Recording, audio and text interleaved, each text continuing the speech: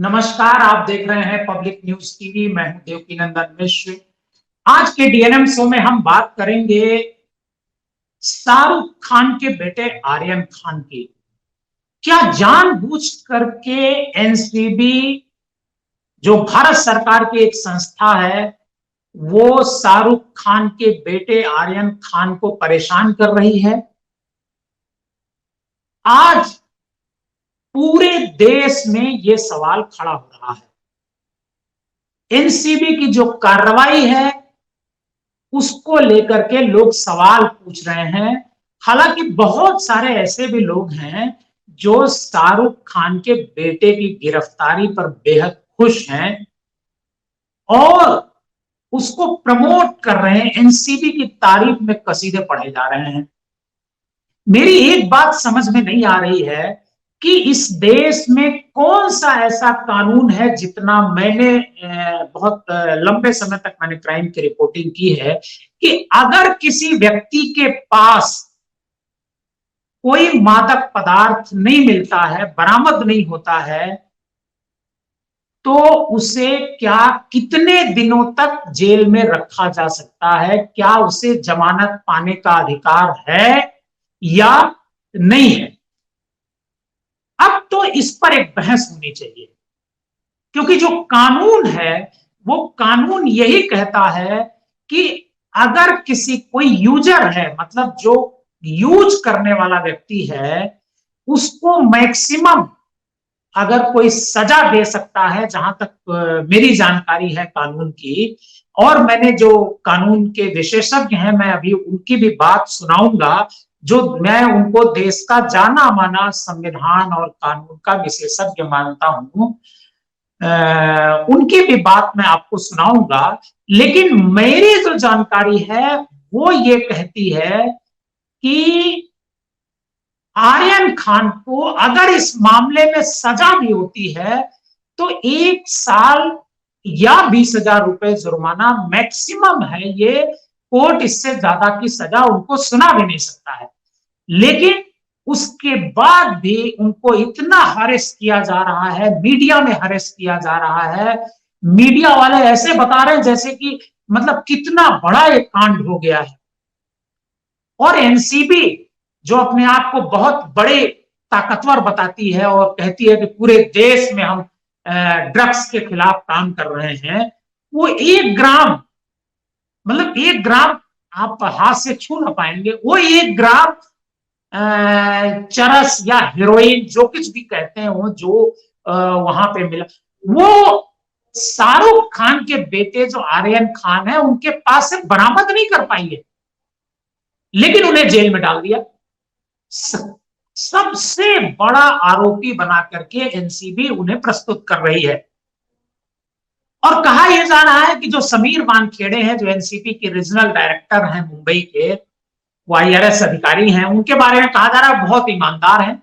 क्या यही ईमानदारी है कि जिसके पास से 1 ग्राम ड्रग नहीं बरामद हुआ, वो यूज करते हुए पकड़ा गया, आपने उसे यूजर की कैटेगरी में डाला है, फिर भी आप उसकी जमानत का विरोध कर रहे हैं? आप उसकी व्हाट्सएप चैट को सबूत बता रहे हैं कि व्हाट्सएप चैट, चूंकि ताकतवर आदमी है, व्हाट्सएप चैट तो आपने अपने कब्जे में ले लिया, फिर वो मिटा क्या सकता, वो सबूत क्या मिटा सकता है? इसका जवाब समीर वानखेड़े जी आपको जरूर देना चाहिए, जो आप नहीं दे रहे हो।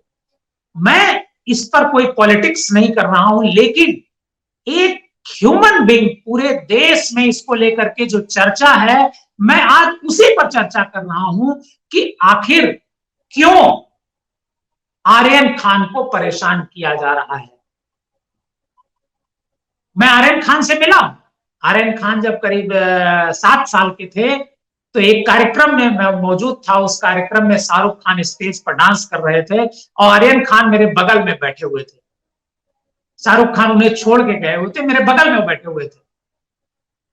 मेरी इस वजह से उनके प्रति सिंपैथी नहीं है। कानून देश में सबके लिए एक होना चाहिए, वो चाहे शाहरुख खान हो, चाहे समीर वानखेड़े हो, चाहे मैं हूं या कोई और भी हो। लेकिन कानून को ऐसा लगता है कि हर समय मैनिपुलेट किया जा रहा है। इस समय देखा जा रहा है कि कौन व्यक्ति हमारे खिलाफ है, उसको कानून कहां फंसा सकता है, उसे फंसाने की कोशिश की जाती है, हरेस किए जाने की कोशिश किया जाए। अगर वो अपराध किया है तो निश्चित तौर पर उसे सजा मिलनी चाहिए, उसे जेल जाना चाहिए, इससे कतई कोई इनकार नहीं कर सकता है। लेकिन जिस तरीके से समीर वानखेड़े की जो एनसीबी है भारत सरकार की, वो आर्यन खान को परेशान कर रही है, वो थोड़ा जायज नहीं लगता है। अब इस बात का, ये बात अब मैं नहीं कह रहा हूं, आर्यन खान ने भी आरोप लगाया है। आर्यन खान की तरफ से एक याचिका दायर की गई है हाईकोर्ट मुंबई में, अपनी जमानत याचिका दायर की गई है, जिसमें उन्होंने कहा है कि उन्हें परेशान किया जा रहा है, उनके पास से कोई भी प्रतिबंधित ड्रग नहीं बरामद हुई है, उसके बाद भी उन्हें परेशान किया जा रहा है। और कोई, उन्होंने अपनी अर्जी में कहा है कि जो मेरे पार्टी में जो मौजूद थे अरबाज मर्चेंट और आसिफ कुमार को छोड़ करके उनका किसी से कोई लेना देना नहीं है, और इनके पास से कोई भी प्रतिबंधित ड्रग जिसे कहा जाता है वो बरामद नहीं हुई है। अगर बरामद नहीं हुई है तो क्यों आप उनको गिरफ्तार किया गया है? आर्यन खान ने यह भी कहा कि हमारी एक जो मोबाइल व्हाट्सएप चैट है उसकी व्याख्या न्यायपूर्ण नहीं है, उसे गलत तरीके से पेश किया जा रहा है। मैं आपको बता दूं कि उस व्हाट्सएप चैट में कहा गया है कि मुझे गांजा चाहिए। क्या इतने भर से किसी आदमी को गिरफ्तार किया जा सकता है? मुझे तो नहीं लगता। बहरहाल आपको लगता हो तो मैं नहीं कह सकता हूं। आपको बता दूं कि इस घटनाक्रम में 3 अक्टूबर को मुंबई में जो एक रेप पार्टी हो रही थी क्रूज पर, उसमें एनसीबी ने एक रेड डाली थी। उसमें 2 बीजेपी के नेता भी थे, इत्तेफाक से रेड में वो भी एनसीबी की टीम के साथ क्रूज पर गए थे और उन्होंने भी रेड डाली थी। और टेलीविजन पर जो एक शॉट आता है जो जिसमें एक आदमी पकड़ करके आर्यन खान को लेकर के आ रहा है और कुछ लोगों को और को लेकर के आ रहा है, मोटा सा तगड़ा सा, वो भारतीय जनता पार्टी का आदमी, वो एनसीबी का आदमी नहीं है। और एनसीबी ने जो बताया, आर्यन खान और उनके सहयोगियों के पास से 13 ग्राम कोकीन, 5 ग्राम एमडी, 21 ग्राम चरस और 22 गोलियों के अलावा 1,35,000 रुपए नकद मिले थे। इनको जब्त कर लिया गया। तभी से आर्यन खान इस मामले में मुंबई की जो आर्थर रोड है, वो जेल है, उसमें बंद है। और उनके पिता जो शाहरुख खान हैं, वो परसों उनसे मिलने भी गए थे अपने बेटे से। लेकिन मुंबई की जो फिल्म इंडस्ट्री है, मैं तो इस पर भी हैरान हूं कि मुंबई की जो फिल्म इंडस्ट्री है वो इस पर कुछ ठीक तरीके से नहीं बोल रही है। उसे भी इस पर ऐतराज करना चाहिए। बात यह हो रही है कि इस देश में मुंद्रा पोर्ट पर, अडानी जी का जो पोर्ट है, उस पर 20,000 करोड़ की एक ड्रग बरामद हुई। वो अफगानिस्तान से ड्रग आ रही थी, हेरोइन आ रही थी। उसको लेकर के टेलीविजन चर्चा नहीं कर रहा है, 2 ग्राम पे चर्चा कर रहा है। अब मैं आपको बताता हूं कि इसका जो कानूनी पक्ष है वो क्या है। इसका जो कानूनी पक्ष है, मैं चूंकि मैं सबसे बड़ा जानकार फैजान मुस्तफा साहब को मानता हूं, तो मैं फैजान मुस्तफा साहब का ये जो उन्होंने एनडीटीवी के रवीश कुमार हैं, उनसे जो बातचीत करते समय कल रवीश कुमार से उन्होंने बातचीत की थी। रवीश कुमार ने इसका लीगल पक्ष जो रखा था फैजान मुस्तफा के जरिए, मैं अब वो आपको सुनाने जा रहा हूं कि आखिर वास्तव में इनके साथ क्या हो सकता है, क्या नहीं हो सकता है। आप इसको सुनिए और खुद फैसला कीजिए कि क्या आर्यन खान के साथ ज्यादती हो रही है या नहीं हो रही है। ये अब आपको तय करना है। रवीश, पहली चीज तो ये कि व्हाट्सएप चैट एक प्राइवेट चैट है। राइट टू प्राइवेसी जो है वो फंडामेंटल राइट है। दूसरे हमारे एविडेंस लॉ में जो पर्सनल इंटीमेट रिलेशनशिप्स हैं उनके बीच अगर बात कही जाए, हस्बैंड ने बीवी से कोई बात कही, वकील से किसी क्लाइंट ने कोई बात कही, उसकी एविडेंस नहीं दी जा सकती। मैं ये समझता हूं कि बहुत वीक केस है इस बात पर कि साहब बातचीत हो रही है।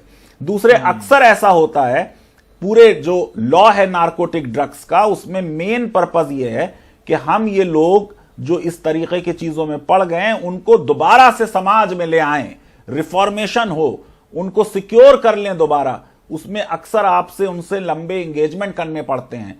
उस दौरान अगर कोई बात कर रहा है तो जो बात करने वाला है अगर उसकी भी लायबिलिटी हो गई तो फिर तो आप ये समझिए कि हम जो नारकोटिक ड्रग्स एक्ट है उसकी पॉलिसी से हट गए। रवीश, जो चंद लॉ में वर्ड्स हैं, कहते हैं law is game of words. ये जो सेक्शन 8C है जो इस केस में भी इन्वॉल्व है आर्यन के, आप देखिए क्या क्या चीज को प्रोहिबिट करता है। Production, manufacturing, selling, purchase, transport, warehouse, interstate import export, देश से विदेश आयात और निर्यात, इसमें सबसे कम कोई चीज है तो वो है पोजेशन लो क्वालिटी का, क्योंकि एक्ट की पॉलिसी है कि कमर्शियल क्वांटिटी में अगर आपके पास है यानी 1 किलो से ज्यादा तो डिफरेंट डिस्पेंसेशन होगा, और अगर स्मॉल क्वांटिटी में है, और स्मॉल क्वांटिटी की डेफिनेशन रवीश 100 ग्राम तक है, तो डिफरेंट डिस्पेंसेशन होगा। और फिर उसमें कंजम्पशन की बात हो रही है। कंजम्पशन वाले केसेस में सजाएं नहीं देनी है बल्कि यंगस्टर्स को दोबारा से क्योर करके समाज का हिस्सा बनाना है। मैं ये समझता हूं कि ड्रग एडिक्ट्स को बचाना बहुत बड़ा काम है। ये जो एक प्यूनिटिव क्रिमिनोलॉजी की तरफ, एक रिवेंजफुल वेंजियंस की तरफ हम बढ़ रहे हैं, ये बिल्कुल क्रिमिनल जस्टिस सिस्टम का मिसयूज है।